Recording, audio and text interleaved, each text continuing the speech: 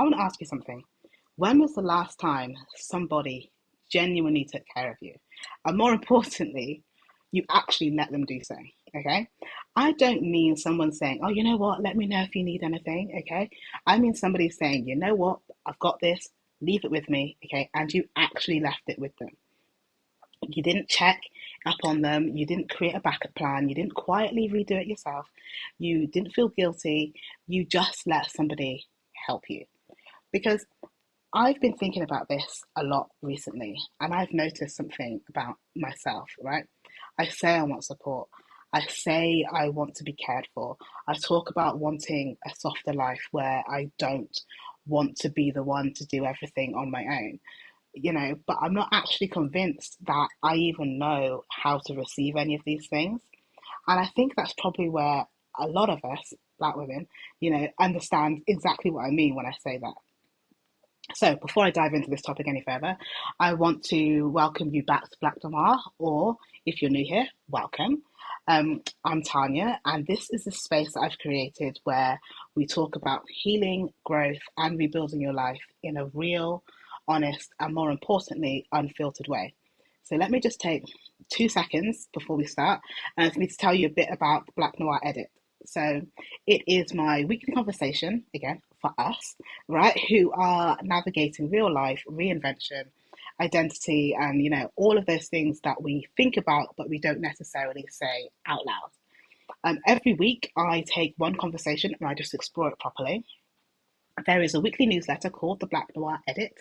There is this conversation that relates to that also here on YouTube. And then we carry the conversation across to the Blaque Noire community over in the private Facebook group.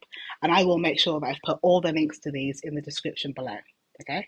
So this week we will be asking the question, when did being strong become our whole personality? Because listen, you know as well as I know, right, that us Black women, we are strong, okay? And I don't think anybody needs another speech about how resilient we are as women, okay? What I'm starting to question is why strength is so often the first thing people use to describe us. And more importantly, what being given that label costs us in the long run. Now, I've got my tea as always. Go and grab yourself a drink and then let's get into it.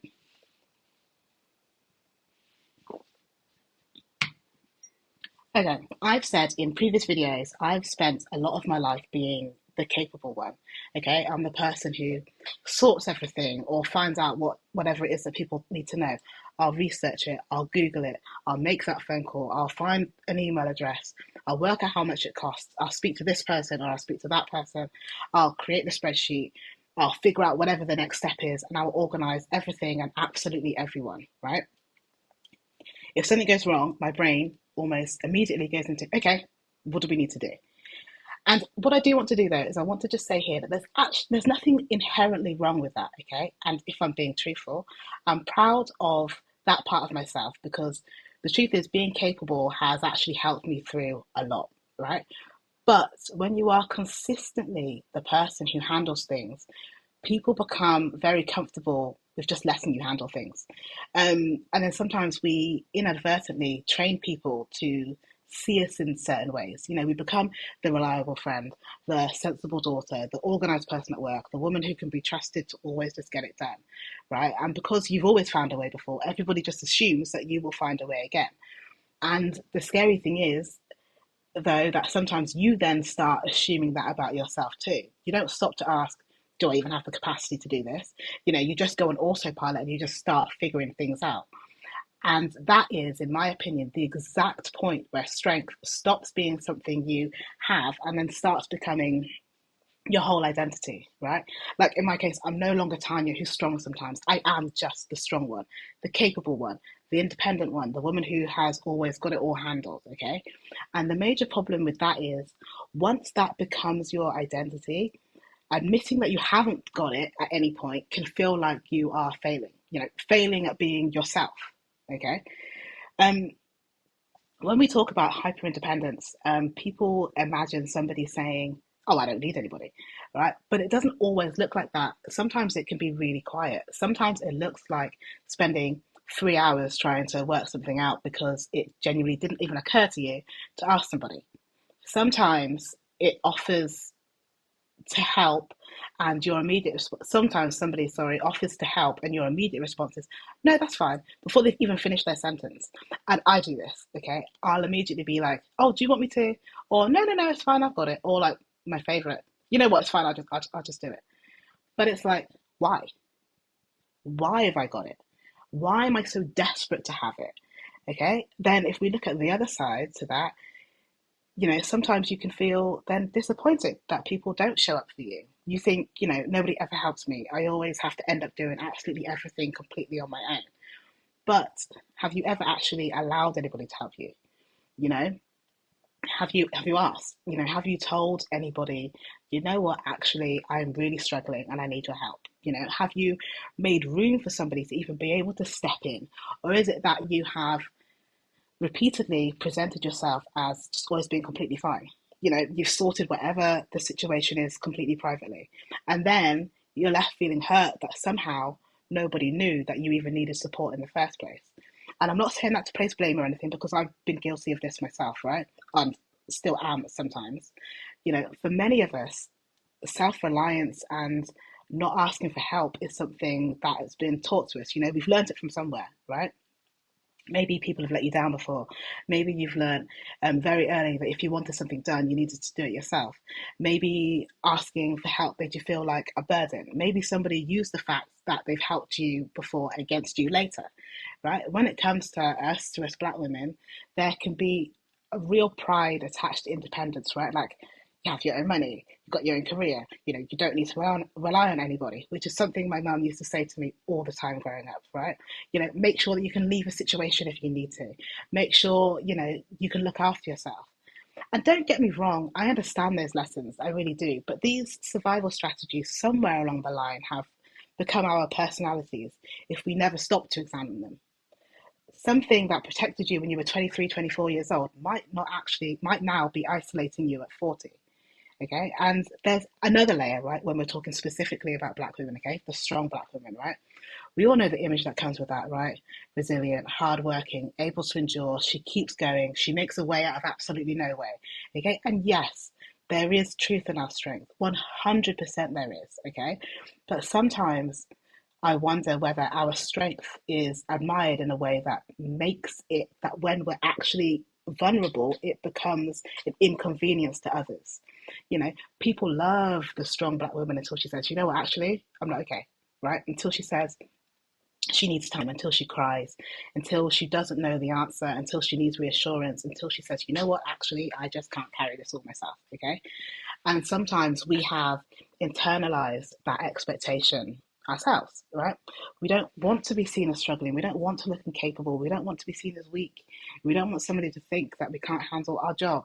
We don't want someone, we don't want to be the difficult or the emotional one, right? So we just keep on functioning, right?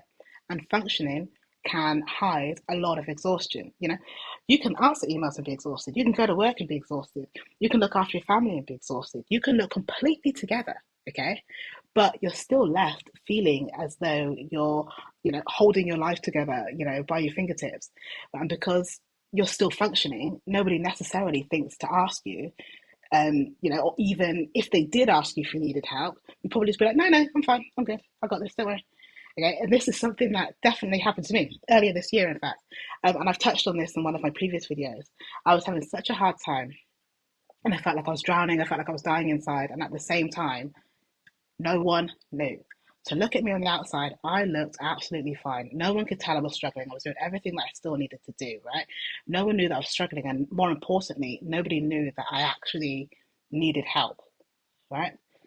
So another thing I want to touch on actually is about how this has made me think about myself the most, okay?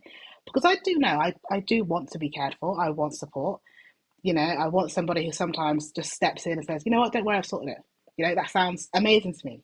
I want nothing more than for someone to swoop in and just be like, no, you're good, I got you. So I can just throw my hands up in the air for once, right? And just take a step back. But then thinking about it, would I actually relax, right? If somebody said, you know what, no, I've booked it, would I check their booking? If somebody said, oh, I'll handle that phone call, would I be wondering, Have they actually made the phone call? Or will I start asking them questions about what was discussed and how it went?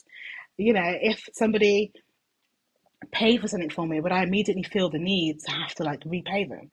If somebody were to take something off of my plate, right, would I actually enjoy having less to do, or would I find some other task to do just to fill that space? Now, I don't know that I have all the answers to these questions, right? Because the thing that I've realized is that there is a profound difference between um, the idea of like wanting support and then also becoming a person who can actually receive support, sorry. Like receiving care and support requires vulnerability. You have to trust, you have to release some control. You have to accept that somebody may do something slightly different from how you would do it. And for me, that is something that I definitely struggle with. Okay. And if I'm being honest, it's something that I'm still learning, right? But I don't want to spend years saying I want a softer life, and I'm not talking about like Pilates or what have you, but saying I want a sponsored life whilst gripping on to responsibility with both hands. Okay, at some point, I'm going to have to put something down, and that is, to be honest, something that is difficult for me. Okay, after being this way for 41 years, suddenly giving up control is not going to be easy. Okay, but I will say I am definitely getting better, but I do still have a bit of a way to go. Okay, now I've got a question: who supports the woman that everybody else relies on? So if you're that person that everybody calls, which I tend to be, when something goes wrong, who do you call? Being needed can disguise the fact that you don't feel supported, right? Your phone rings, people talk to you, people trust you, people tell you their problems. And technically you are connected with this person, but being needed and being supported are not one and the same, okay? They're not even close. You know, who can you call to say, you know what, I'm not okay? More importantly, I need help, right? Who knows when you're struggling without you packaging it into some kind of funny story, which is something that I do all the time? Who can sit with you without immediately turning the conversation, back to them? Who do you trust enough to let see you when you haven't worked out the solution yet? If you don't have an answer, it doesn't mean that there's something wrong. If you don't have an answer, it doesn't mean that there's something wrong with you, but it is worth noticing, right? I want to make clear, I don't want Blaque Noire to be another space that simply tells Black women how powerful, how resilient we are, right? We know this already, okay? I want this to be that space for us to have these conversations, talk about what it would look like to build lives where we don't constantly have to prove it, all right? I've got a small challenge for you this week and for myself, okay? Very simple. Put one thing down. Not your entire life. I'm not telling anybody to quit their job or abandon their responsibilities, right? But just put one thing, just one thing, okay? Ask someone for help. Delegate something. Tell someone who wants you to do something, actually, I don't have the capacity to do that. Let somebody else choose something for once. Accept an offer of help without you then turning around and asking, oh, are you sure? Like 17 times, all right? And, if you can afford it, pay for a convenience that gives you some time back. Maybe get a cleaner or something like that, right? Tell somebody you actually need to talk instead of just waiting for them to sense it.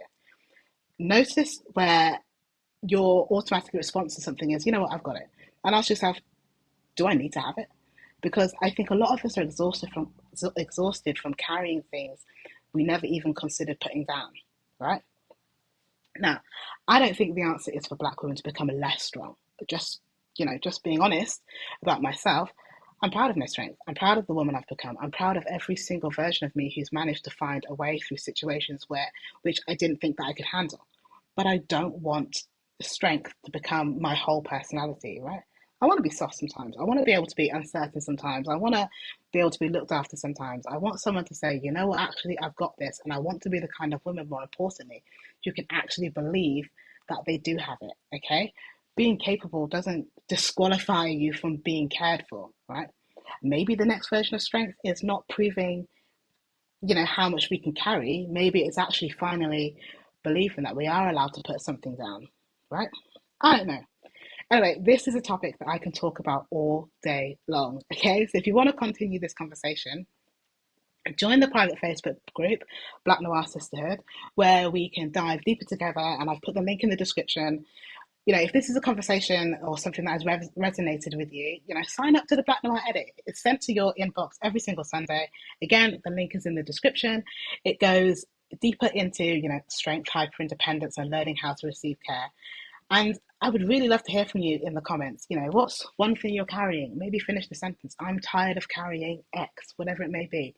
Also, don't forget to follow me on Instagram. Again, I'll put the handle in the description. And last but not least, thank you so much for spending time with me. Don't forget to like this episode and to subscribe to the channel, and I will see you next time.